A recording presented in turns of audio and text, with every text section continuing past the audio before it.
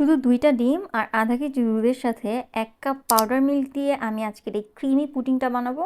অনেকেই ভেবে থাকেন আপনারা যে ভ্যানিলা এসেন্স বা অনেকগুলো ডিম দিয়ে পুডিং বানাতে হয়। কিন্তু এইটা হচ্ছে আসল একটা পুডিংয়ের টেস্ট পাবেন।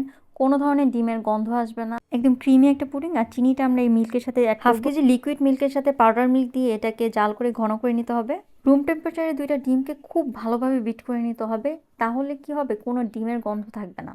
তারপর এই দুধের মিশ্রণটাকে এটাকে মিশিয়ে দিতে হবে একসাথে। যে পাত্রে পুডিং বানাবো সেখানে আমরা ক্যারামেল করে রেখেছি, এখন এটার উপরে ঢেলে দিব। চুলায় একটা হাঁড়িতে আমাদের পানি দিয়ে এটাকে প্রিহিট করার জন্য আমি আগেই গরম করতে দিয়েছি। এখানে আপনার ফয়েল দিয়ে এটাকে মুড়িয়ে দিলে আরও খুব ভালো হয়। আধা ঘন্টা পর আমাদের পুডিংটা একদম হয়ে গিয়েছে। ঠান্ডা করার পর আমরা এটাকে মোল্ড আউট করে কাট করে নিচ্ছি। এটা অনেক ক্রিমি একটা টেক্সচারের পুডিং। পুডিংয়ের একটা সিক্রেট হচ্ছে দুধটাকে মোটামুটি ঘন করে নিতে হবে, তাহলে পুডিংয়ের টেক্সচারটা অনেক বেশি ক্রিমি হবে। এভাবে বানানোর পর আপনাদের কাছে এটা বেস্ট মনে হবে।